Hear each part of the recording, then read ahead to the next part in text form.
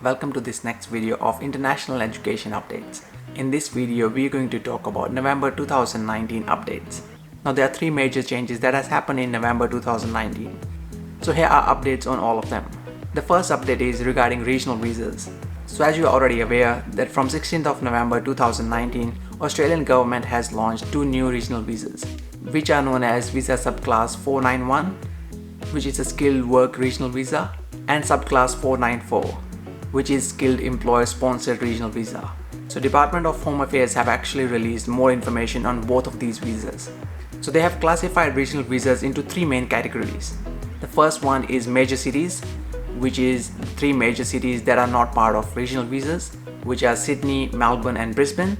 The second category is cities and major regional centers, which include cities like Perth, Gold Coast, Adelaide, Hobart, Geelong, Sunshine Coast, Newcastle, Canberra, Lake Macquarie, Wollongong and Illawarra. And the third category is regional centers and other regional areas, which includes rest of Australia. Now obviously there are benefits of studying in a regional area for international students. So the government has released more information on what exactly these benefits are. So one of the major benefits is there are 25,000 dedicated places for these regional visas. And the other benefit is that there will be priority given to the people who are going to apply for these regional visas. So you will be prioritized if you are applying for these regional visas.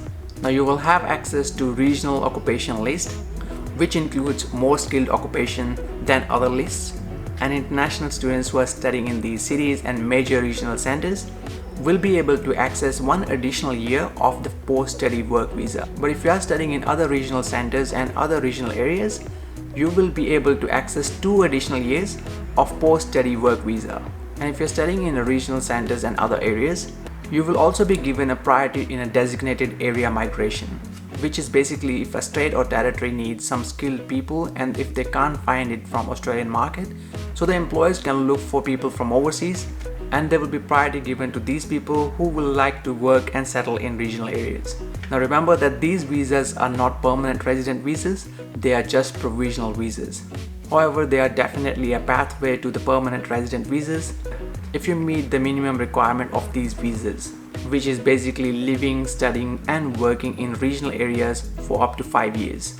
Now the cost of these visas is around $4,045, but if you're having additional people on your application, then you will need to pay around $2,025 for people who are 18 years or above and $1,010 for people who are under 18 and they're part of your application.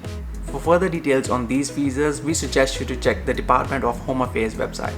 Now to understand better about what are the pros and cons of studying in a regional area, which regional area universities you can study in Australia, and our top 5 regional areas that we recommend to study in 2020, we got a really comprehensive article on that on our website. Make sure to check the link in the description for that article. The second major change that has happened in November 2019 is that the point system for skilled migration has changed. Now Department of Home Affairs have updated the point system for skilled migration in Australia. In order to be eligible to apply for these skilled migration programs, the pass mark is still 65, but there has been some updates in certain areas where you can score more points for your skilled migration. Now there is no change for the point system in these categories. So in regards to your age, you still get the same points. There is no change in the points for English language skills as well. Further, there is no change on the work experience, whether it's overseas work experience or Australian work experience. There's still same number of points if you meet the Australian study requirements. Your educational qualifications will give you the same number of points as well. There is no change in the points for professional year, no changes to the points for the community language skills, and regional area study still gives you 5 points. But there is an increase in points if you're going to study a specialized educational qualification, which means if you're going to study your master's or PhD by research in STEM areas, which is science, technology, engineering and mathematics, and you must have studied these courses in Australia for at least 2 years. Previously you can score only 5 points, but now you can score 10 points for that. There are also changes in the partner skills category. So if you have a skilled partner who has got a skills that Australia needs and they have got a competent English, you can claim extra 10 points on your application. However, your partner does not have the skills that Australia needs, but they still have competent English, which means minimum of 6 scores in IELTS. You can claim 5 extra points for that. Previously there was no points for this. However, the best news is for the singles. So if you are a single who have got no partner or de facto, you can claim 10 points for that. And last but not the least, the points for the regional sponsorship has increased as well. So if you get nominated by a state or territory, or you get sponsored by eligible family members to live and work in regional areas, you can claim 15 points for that. Previously it was 10 points for this category. Last but not the least is the change for graduate stream migration program from Western Australian government. So from December 2019, graduate stream migration program is accessible by more international students in Western Australia. Previously you must have completed a university degree to be eligible for this program. But now if you have completed a vocational education program from Certificate 3 or above, you will be eligible to apply for graduate stream migration program as well. So that's a great news for people who are studying vocational education programs. And for the same migration program, there has been some changes to the employment rules as well. Previously, you need to demonstrate the 12 months of Australian work experience or at least a 12 month of contract of employment, but now it has been reduced to 6 months. So if you have a 6 months of Australian work experience, or if you have a contract of employment for 6 months in Western Australia, you can be eligible to apply for this program.